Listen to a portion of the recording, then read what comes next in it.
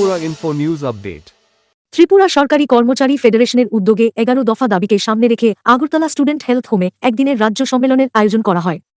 উপস্থিত ছিলেন প্রদেশ কংগ্রেস সভাপতি আশিস কুমার সাহা, বিধায়ক বীরজিৎ সিনহা সহ অন্যান্য বিশিষ্ট ব্যক্তিরা। ত্রিপুরা সরকারি কর্মচারী ফেডারেশনের রাজ্য সম্মেলনে নেতৃবৃন্দ এবং ফেডারেশনের যারা কর্মচারী বন্ধুরা সকলকে আমার প্রদেশ কংগ্রেসের পক্ষ থেকে আন্তরিক শুভেচ্ছা অভিনন্দন জ্ঞাপন করছি। রাজ্যের কর্মচারীদের বিভিন্ন দাবি দাওয়া নিয়ে এই সম্মেলনে আলোচনা হবে এবং এই বিষয়ের উপর গুরুত্বপূর্ণ আলোচনা করবেন আমাদের পরিষদীয় দলনেতা মাননীয় বিধায়ক বীরজিৎ সিনহা মহোদয়, আমাদের কর্মচারী নেতা শান্তিরঞ্জন দেবনাথ মহাশয় সহ সমস্ত বিভিন্ন সাবডিভিশন থেকে যারা নেতৃবৃন্দ এসেছেন তারা সকলে আলোচনা করে সর্বসম্মতিক্রমে একটা দাবি সনদ তারা তৈরি করবেন। কারণ এই রাজ্যে বর্তমানে অর্থনৈতিক, রাজনৈতিক এবং সামাজিক দিক থেকে কর্মচারী কুল ভীষণভাবে ক্ষতিগ্রস্ত, তারা ব্যতিগ্রস্ত। সুশাসনের নামে যে কুশাসন বা দুঃশাসন নামিয়ে নিয়ে এসছে রাজ্যের এই সরকার, যারা কর্মচারীদের ন্যায্য পাওনা, কর্মচারীদের অধিকার, তাদের ক্ষমতায়ন, এই সমস্ত প্রতিশ্রুতি রেখেও তাদের প্রতি যেভাবে বদলির নামে কর্মচারীদের কর্মস্থলে হেনস্থা করে কর্মচারী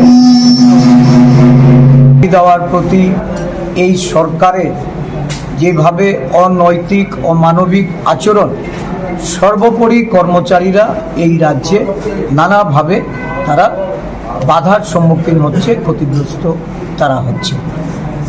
ত্রিপুরা সরকারি কর্মচারী ফেডারেশন ধারাবাহিকভাবে তাদের আন্দোলনের মাধ্যমে কর্মচারী কুলের যে তাদের যে সামাজিক পরিস্থিতি, রাজনৈতিক পরিস্থিতি নিয়ে তারা আন্দোলনে চালিয়ে যাচ্ছেন। এই আন্দোলন আরও দীর্ঘ করার জন্য, আরও শক্তিশালী করার জন্য রাজ্যের কর্মচারীদের প্রতি আবেদন থাকবে যে জাতীয়তাবাদী সংগঠন কর্মচারী সরকারি কর্মচারী ফেডারেশন, এই ফেডারেশনকে শক্তিশালী করা। অতীতেও আমরা দেখেছি যে এই রাজ্যে সরকারি কর্মচারীদের জন্য কংগ্রেস নেতৃত্বাধীন সরকার যেভাবে পদক্ষেপ নিয়েছিল বা কর্মচারীর স্বার্থে যেভাবে কাজ করেছিল, নতুন নতুন বেকার যুবক যুবতীদের কর্মসংস্থানের মাধ্যমে এই রাজ্যে চাকরির সংস্থান করেছিল। বিভিন্ন সময়ে আমরা দেখেছি কংগ্রেস সরকার ব্যাকলগ পূরণ করে পে কমিশন প্রদান করে কর্মচারীদের তাদের অর্থনৈতিক বুনিয়াদ যেভাবে শক্তিশালী করেছিল। বামফ্রন্টের সরকার বলুন বা বর্তমান বিজেপি সরকার বলুন, কর্মচারীদের প্রতি তাদের কোনো দায়বদ্ধতা নেই। প্রতিশ্রুতি খেলাপি একটা সরকার আজকে বর্তমানে ক্ষমতাসীন। তাদের বিরুদ্ধে লড়াইয়ের জন্য ঐক্যবদ্ধ হতে হবে।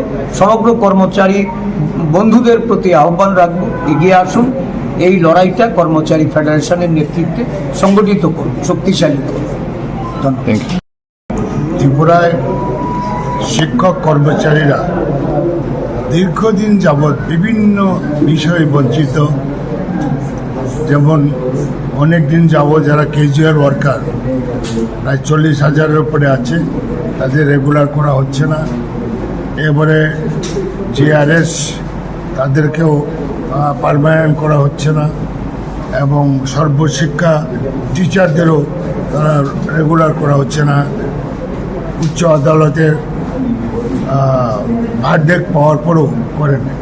সুতরাং এই সরকারগুলা শিক্ষক কর্মচারী বিরোধী, যার কারণে কর্মচারী ফেডারেশন একটা প্রাচীন একটা শিক্ষক কর্মচারী সংগঠন, তারা আজকে সম্মেলন দেখেছে। আমি বিশ্বাস রাখি তাদের নেতৃত্বে ত্রিপুরার শিক্ষক কর্মচারীদের বিরাট জনজোয়ার বই। আপনি এই বিষয় নিয়ে বিধানসভাতে আমরা তো গত বিধানসভাতে অধিবেশন হতো, প্রচুর কথা হয়েছে শিক্ষক কর্মচারীর স্বার্থ নিয়ে। কোনো অধিবেশনে এত কথা হয়নি, শুধু শিক্ষক কর্মচারীদের অনেক কথা হয়েছে, ডিমান্ড করা হয়েছে। করবো, সামনে দিয়ে আমরা করবো। আগামী বিধানসভা তো একদিনের জন্য হচ্ছে, এটা কি কম হয়ে যাচ্ছে না দিনটা? ঠিক আমি জানি না, আমিও দেখেছি, নোটিশ একটা পেয়েছি, কেন একদিনে করা হয়েছে, কোনো একটা বিষয় থাকতে পারে, আজকে খবর নেই। Subscribe to Tripura Info and press the bell icon so that you never miss any latest updates and news on Tripura.